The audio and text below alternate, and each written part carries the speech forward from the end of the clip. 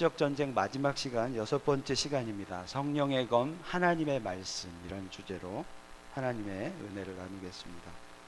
우리는 바울을 통하여 하나님의 전신갑주를 매야 한다라는 것 쭉 보고 있습니다. 전신갑주가 필요합니다. 전신갑주를 매므로, 취함으로, 가짐으로 우리는 사단을 이겨낼 수 있습니다. 그것이 무엇인지 한번 생각해 보면, 첫 번째는 전신갑주 진리의 허리띠였죠.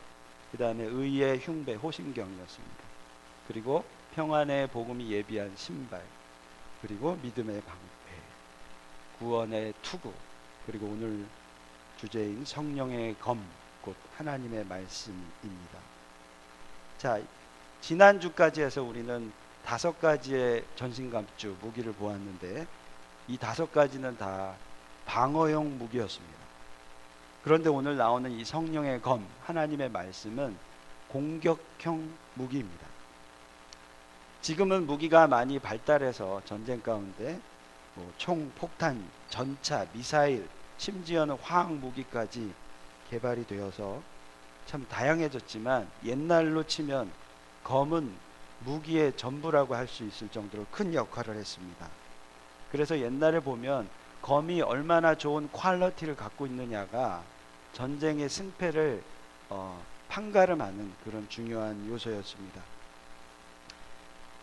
옛날에 청동 무기가만 있었던 부여라는 나라가 있었습니다. 그 부여는요, 철기를 생산할 수 있었던, 한 단계 앞서 나갔던 한나라의 속국이었어요.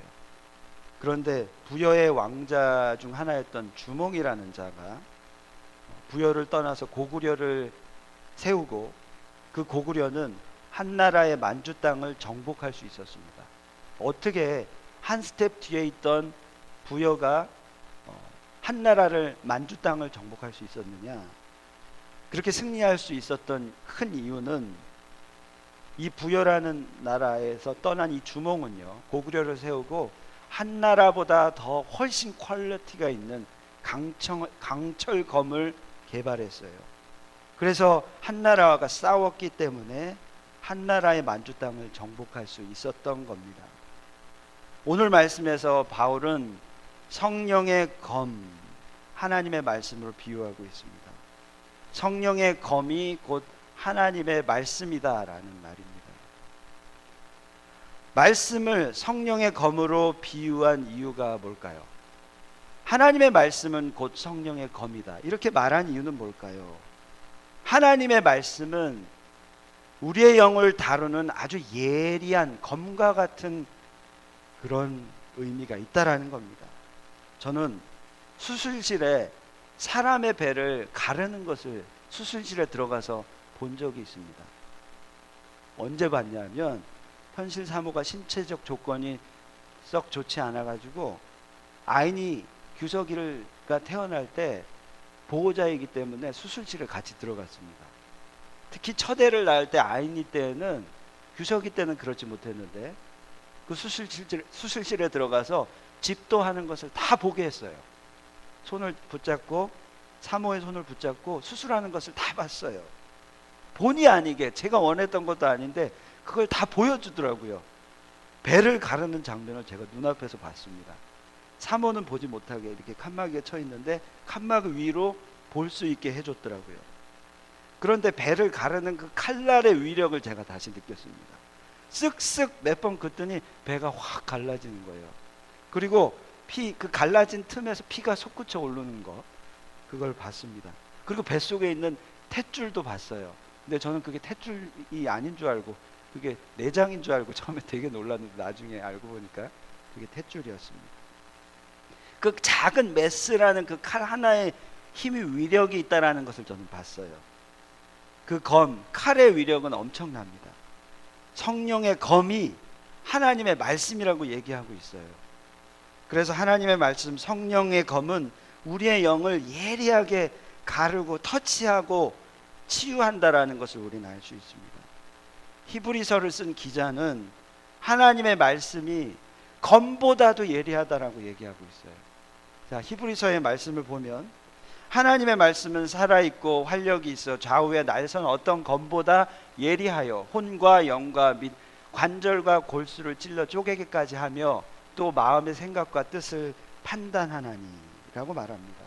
히브리서 기자는 하나님의 말씀은 성령의 검 이상의 예리함이 있다라고 얘기하고 있어요. 먼저는 하나님의 말씀은 살아있다, living, alive 돼 있고요. 활력이 있다라고 얘기합니다. 액티브하다라고 얘기해요. 얼마나 예리한지 이제는 바울보다도 더 심한 얘기를 하는데, 성령의 하나님의 말씀은 예리하여 어떤 것보다도 좌우의 날선 two-edged sword보다 더 예리하다라고 얘기하고 있어요. 그래서 우리의 영, 혼, 육, 영, spiritual, spirit, 혼, 우리의 생각, 우리 thought, 그 다음에 육까지, 우리 피지컬 바디까지 쪼개고 마음의 생각, 뜻을 다스린다라고 얘기하고 있습니다. 자, 그렇다면 이 검인 하나님의 말씀이 어떻게 우리의 삶을, 우리를 예리하게 다룰 것인가 우리가 살펴볼 필요가 있습니다. 어떻게 하면 하나님의 말씀, 이 성령의 검은 우리의 심령을 터치하고 새롭게 하고 치료할 수 있을까? 어떻게 하면 하나님의 말씀을 통해 우리를 예리하게 할 수 있을까? 우리가 함께 보았으면 좋겠습니다. 첫 번째로 우리를 예리하게 하는 이 하나님의 말씀을 우리는 묵상해야 합니다. 말씀을 묵상해야 합니다. 칼은 갈아야 예리해집니다. 칼은 그냥 놔두면 무뎌져요. 갈아야 됩니다. 요리할 때 때로는 좀 많은 힘이 필요할 때가 있습니다. 그때 저는 이제 요리할 때 힘이 필요할 때, 특히 막 고기를 썰을 때, 이럴 때 저는 아내가 저를 부릅니다. 그러면은 고기를 썰는데 제가 도와주는데요. 두꺼운 고기를 썰 때 칼을 들고 고기를 썰는데 잘 안 썰릴 때가 있잖아요. 그러면 저는 여보 칼갈이 갖고 와. 그래서 칼갈이를 찾습니다. 칼갈이로 칼을 갈면 칼은 식도는 예리해져요. 그래서 아까는 힘들게 썰었던 그 고기가 칼을 갈므로 말미암아 아주 쉽게 썰리는 것을 여러 번 경험하게 됩니다. 칼은 갈 때 날카로워져요. 그냥 놔두면 녹슬고 무뎌집니다. 잘 갈은 검은 어찌나 날카롭고 예리한지, 우리가 영화를 보면 아주 날카로운 칼은 그냥 들고만 있어도 소리가 나요. 찡, 뭐 이런 효과음 같이 소리가 나잖아요. 빛에 반사돼도 소리가 나게 돼 있어요. 그만큼 그 칼은 예리하기 때문에 그렇다는 거죠. 우리가 칼을 갈듯이 검인 하나님의 말씀을 갈아야 합니다. 갈고 갈아 이 말씀이 좌우에 날이 선 검과 같이 되어야 해요. two-edged sword, 좌우에 날이 선 검과 같이 되어야 하는데 하나님의 말씀을 갈아야 하는 것입니다. 그것은 곧 무슨 말일까요? 그것은 곧 하나님의 말씀을 묵상해야 된다는 거죠. 우리는 이 칼을 가는 것과 같은 이 묵상을 통해서 하나님의 능력을 경험할 수 있어요. 하나님의 말씀이 예리해지는 것을 볼 수 있습니다. 이 하나님의 말씀을 묵상, 그것은 곧 큐티라고도 할 수 있겠는데요. 이 묵상을 통해 깨달은 말씀만이 우리의 삶의 능력으로 와닿게 되는 것이죠. 디모데후서 3장 16절에 잘 아시는 말씀이죠. 모든 성경은 하나님의 감동으로 된 것으로, 이렇게 성경을 정의하기 시작하는데요. All spiritual, all scripture is inspired by God, 이렇게 얘기하죠. 성경은 그냥 쓰여진 문자가 아니라는 거예요. 모든 성경은 하나님의 감동으로 된 것이라고 시작하고 있어요.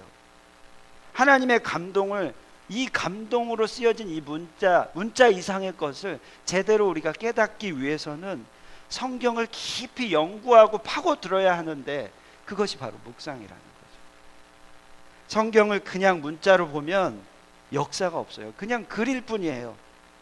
성령께서 볼 수 있는 눈을 달라고, 들을 수 있는 귀를 달라고, 깨달을 수 있는 마음을 달라고 우리가 간구하고 묵상해야 진리를 깨닫게 되는 것입니다. 이 묵상하는 것은 절대 쉽지 않습니다. 시간 투자가 필요해요. 그냥 읽고 끝내는 것이 아닙니다.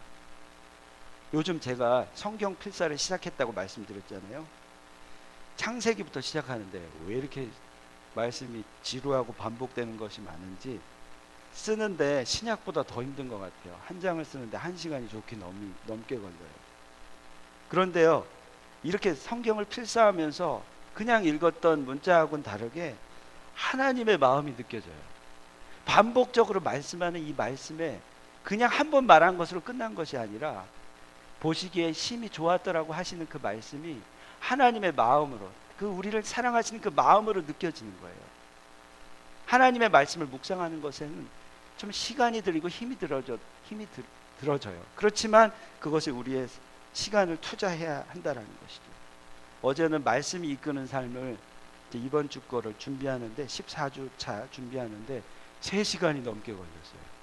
고린도 전후서를 다 한꺼번에 봐야 되거든요. 끊임이 없이 봐야 되기 때문에 좀 길게 잡았습니다. 그래서 3시간이 넘게 걸렸어요. 엄청나게 시간이 걸린 거예요. 말씀을 최종적으로 마무리하는 시간이 보통 토요일인데 말씀이 이끄는 삶을 준비하면서 3시간을 오전 내내 투자했어요. 근데 고린도 전후서를 이렇게 시간 투자를 통해서 보니까 예전에는 느끼지 못했던 것들을 느끼겠더라고요. 구구절절 고린도 교회를 향한 사도 바울의 그 마음을 느끼겠더라고요. 그냥 읽을 때는 몰랐는데 그 성도들을 향한 뜨거운 마음을 느끼겠어요. 그리고 또 저는 말씀이 이끄는 삶을 묵상할 때, 준비할 때 제가 예전에 카톡에서 공유해 드렸죠. 드라마 성경이라는 앱이 있어요. 그 앱을 들으면서 성경을 같이 읽는데요. 한번 해보세요. 제가 추천해 드렸는데 드라마 성경이라는 그 앱은 그냥 읽어주는 것이 아니라 성우들이 읽어줘요. 그리고 등장 인물마다 다른 성우들이 읽어주고, 예를 들어 예수님 같은 경우는 차인표 씨가 예수님이에요. 그리고 하나님은 남궁, 이름이 지금 기억이 안 나는데 하나님 멘트는 그 또 탤런트 그 남궁 뭐였는데 하여간 그분이 이제 하나님 목소리를 읽어줘요. 그래서 아주 현장감이 있어요. 중간에 예수님의 음성은 차인표 씨 목소리로 나와요. 그리고 사도 바울은 또 다른 탤런트 목소리, 이런 목소리로 나와요.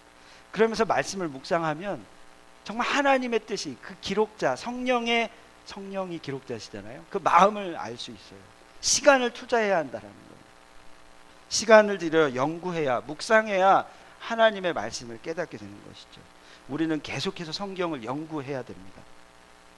칼을 날카롭게 하죠. 칼갈이도 칼을 날카롭게 하는데 칼갈이가 없을 때는 칼을 날카롭게 해요.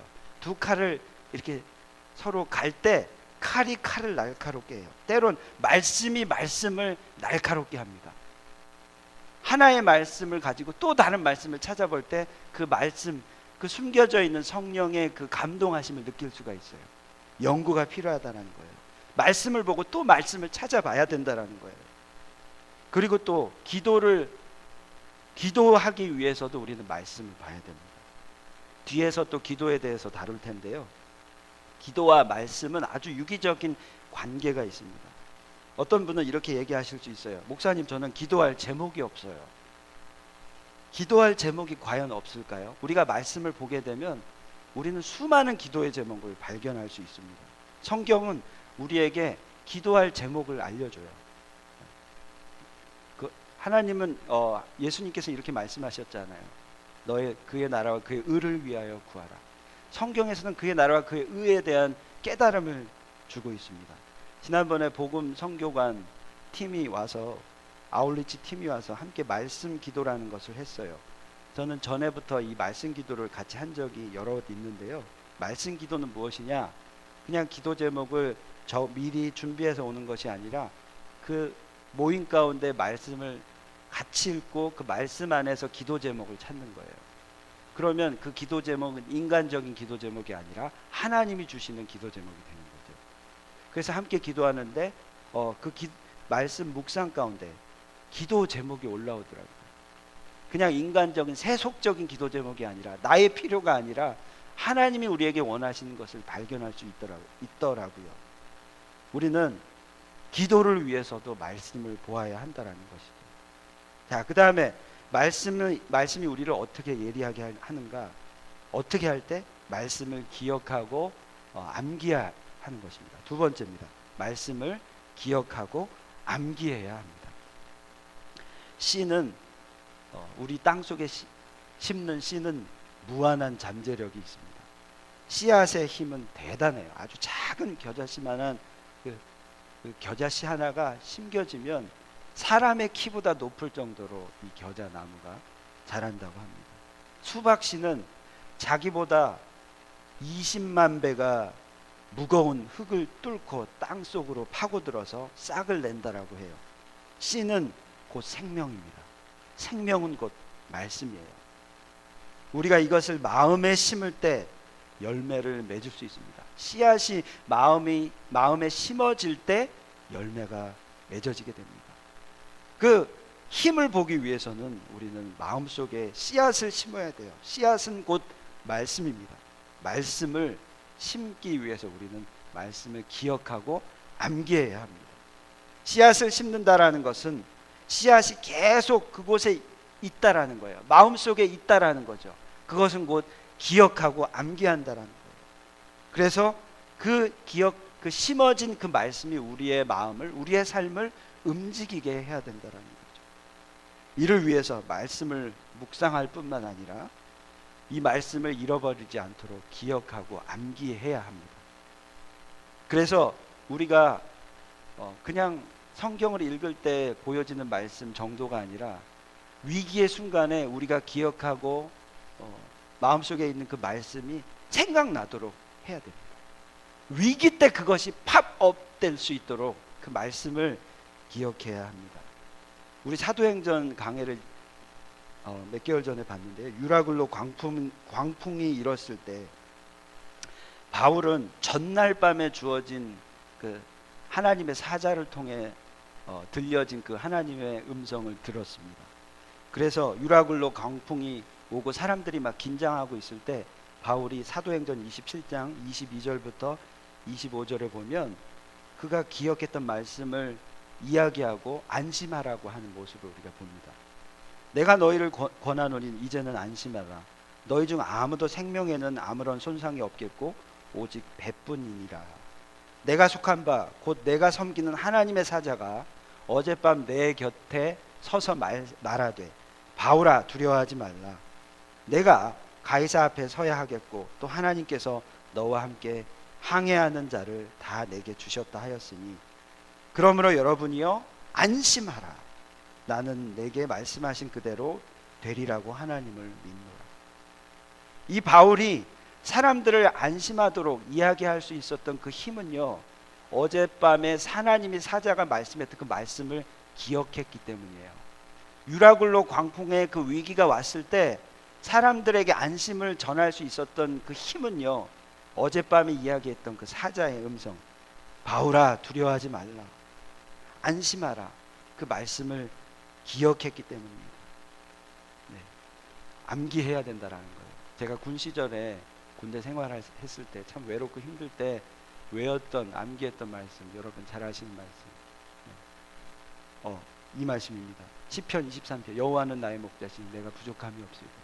그가 나를 푸른 초장으로 누이하시며 쉴 만한 물가로 인도하시니로다.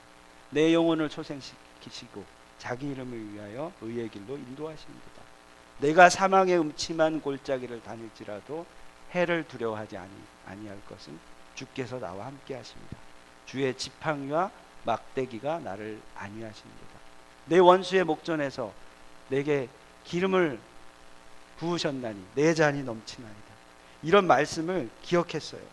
그리고 저는 새벽 시간마다 이 시편 23편 말씀을 다시 암기하고 기도합니다. 그러면 목자 되신 하나님의 정확한 그 모습이 그려져요. 그래서 기도할 제목들이 생각나고 기도의 줄이 잡힙니다.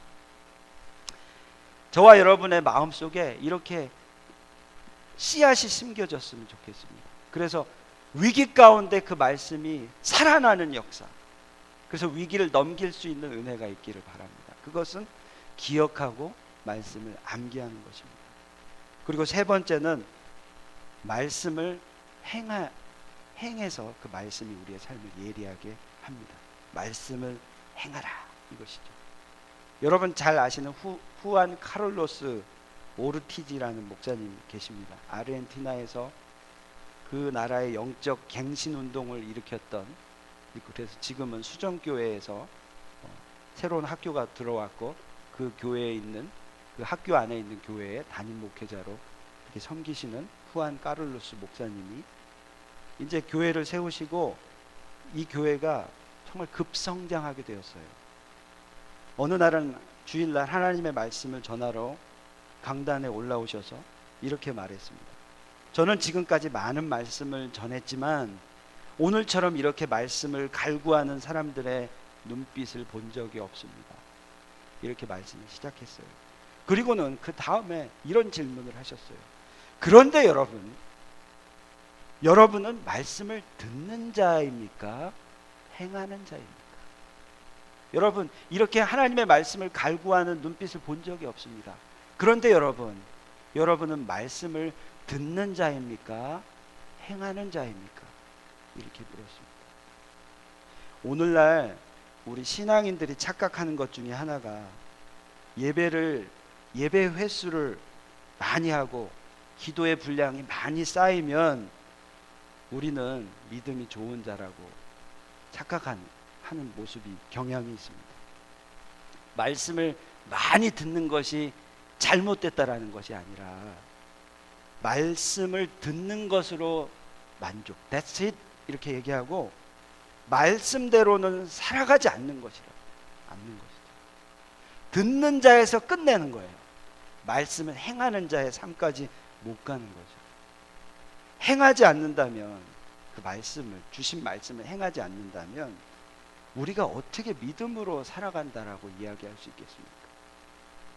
하나님 앞에 인격적으로 선다라는 것은 우리에게 주신 말씀을 행할 때 그런 인격적인 삶을 살아낼 수 있다는 거죠. 저와 여러분 잘 아시는 말씀이에요. 갈라디아서 2장 20절 말씀. 내가 그리스도와 함께 십자가에 못 박혔나니 그런즉 이제는 내가 사는 것이 아니오 오직 내 안에 그리스도께서 사시는 것이에요. 너무나도 잘 아시는 말씀입니다. 누구나도 이 말씀을 기억하고 있습니다. 너무나도 복음적인 말씀이에요. 하지만 그런데 이 갈라디아서 2장 20절의 말씀대로 살아내는 자는 많지 않은 것 같습니다. 이 말씀대로 사는 자가 별로 없는 것 같아요. 내가 그리스도와 함께 십자가에 못 박혔나니 이제는 내가 산 것 아니요 오직 내 안에 그리스도께서 사는 것이다. 정말 그런 삶을 내가 살고 있는지 살펴보면 그런 삶을 살기 쉽지 않은 것 같아요. 그런데요, 예수님은 자아 부인이 복음적인 삶이라고, 가장 중요한 원리라고 얘기하고 있어요. 내가 산 것 아니요 오직 내 안에 그리스도께서 산 것이라. 이 자아 부인이 아주 기본적인 건데 이것이 잘 안 돼요. 아직도 내가 살아있어요. 그래서 내 스타일을 고집하는 우리의 모습이 종종 있어요. 복음의 사람이라면 우리 이렇게 생각하면 안 될 것 같은데, 저 사람은 내 스타일이 아니야. 그냥 저 사람하고는 적당히 교제해야지. 어떻게 이렇게 얘기할 수 있죠? 갈라디아서 2장 20절의 말씀대로 살아간다면 내가 사는 것이 아닌데 오직 내 안에 그리스도께서 사는 것인데 왜 내가 내 스타일을 정해서 사람을 가려가며 사귀게 되는 것이죠? 복음의 사람이라면 나에게 맞는 교회가 있고 나에게 맞는 자녀가 있고 나에게 맞는 남편이 있어야 된다라고 어떻게 생각할 수 있습니까? 우리는 돕는 자입니다. 내 자아가 없는데 내가 맞춰가는 자입니다. 자, 이 말씀을 볼 때 우리가 다시 한번 깨닫고 실천해야 되는 것은 우리가 말씀을 행하는 자가 되어야 한다는 것입니다. 감정으로도 안 되는 것 같아요. 이 말씀, 이 갈라디아서 2장 20절 말씀을 지키는 건 그냥 내가 해야지 해서 되는 것도 아닙니다. 내가 하는 것이 아니라 성령이 나를 다스리도록 해야 그게 가능한 것이죠. 오늘 아까 우리 찬양할 때에도 은혜라는 단어를 가지고 찬양을 하는데 하나님께서, 성령님께서 정말 깨달음을 주시더라고요. 그 은혜는 다른 것이 아니라 그 은혜는 언제 오느냐? 그것은 내가 없을 때, 나를 부인할 때, 내 생각, 내 고집 내려놓을 때 하나님의 은혜가 임하는 거예요. 우리에게 필요한 것은 은혜입니다. 그것은 어디로부터 오나요? 말씀을 행함으로 오는 것입니다. 이제는 우리가 말씀을 듣는 것으로만 끝내서는 안 되겠습니다. 우리가 들으면 판단하기 쉬워요. 믿음을 발동하고 말씀을 행하는 저와 여러분이 되어야 하겠습니다. 이를 위해서는 하나님의 은혜가 필요해요. 은혜를 구하길 바랍니다. 중요한 것은 말씀을 듣는 것에서 끝나는 것이 아닙니다. 말씀을 행하는 저와 여러분이 되기를 소망합니다. 마지막으로 네 번째입니다. 하나님의 말씀이 우리의 삶을 예리하게 다루시기 위해서는 마지막으로 기도하라는 겁니다. 말씀이라는 단어, 이 원어에 보면 두 가지 단어가 있습니다. 성경에 기록된 written letter, 로고스라는 단어가 있고, 또 개인적으로 그 말씀이 내게 들려주는 깨달음, 레마라는 단어, 두 가지가 있습니다. 자, 우리가 기도하게 되면 하나님의 음성, 바로 이 레마를 듣게 됩니다. 우리가 기도하면요, 레마, 말씀은 레마로 우리에게 다가옵니다. 기도하지 않는다면 그냥 그것은 문자로만 남을 뿐이에요. 로고스로만 남을 뿐이에요. 기도할 때 우리에게 다가오는 말씀, 레마가 되어서 하나님의 음성을 듣게 됩니다. 기도는 우리를 성령의 음성에 민감하게 합니다. 기도를 통해 하나님의 말씀, 그 감동하심이 깨달아지는 거예요. 문자가 아니라 나를 향한 위로와 확신의 말씀으로 오는 것이죠. 그래서 바울은 오늘 말씀에서 성령의 검, 하나님의 말씀을 얘기하면서 18절에 이렇게 얘기하는 것이죠. 오늘 말씀 18절에 보면 성령의 검을 얘기하면서 이어서 하는 말씀이 이것입니다. 모든 기도와 간구를 하되 항상 성령 안에서 기도하고 이를 위하여 깨어 구하기를 항상 힘쓰며 여러 성도를 위하여 구하라. 네, 성령의 검, 하나님의 말씀을 이야기하면서 연결해서 하는 말씀은 바로 기도입니다. 어떻게 기도하라고 하죠? 무시로, 항상, always 기도하고요. 성령 안에서 기도하고 깨어 구하고 또 여러 성도를 위해서 기도하라는 것이죠. 바울은 전신갑주의 결론을 성령의 검, 공격용 무기로 성령의 검, 하나님의 말씀으로 결론 지으면서 이 말씀이 나를 향한 예리한 말씀이 되기 위해서 기도해야 된다라고 말하는 거죠. 그래서 18절에 기도 이야기를 하고 있는 겁니다. 기도를 통해 강력한 성령의 검이 그 역할을 할 수 있다라는 것을 이야기하고 있습니다. 현재 우리 교회가 주일 예배도 우리가 기도하지만 우리 교회는 수요 예배 때 집중해서 기도하려고 하고 있습니다. 정말 하나님의 말씀이 예리한 검과 같은 말씀이 되기 위해서 우리에게 꼭 필요한 것은 기도입니다. 그냥 문자 그대로만 지나는 하나님의 말씀이 아니라 그 로고스라는 그 말씀이 레마가 되기 위해서 우리는 기도해야 하는데, 그것에 우리는 수요 예배에 집중하고자 합니다. 그래서 예배 시간도 더 늘리고 기도 시간도 더 늘리려고 그래요. 그러니까 수요 예배에 꼭 오셔서 정말 하나님의 말씀이 예리한 검과 같은 말씀이 되기를 정말 부탁드립니다. 말씀을 마무리하겠습니다.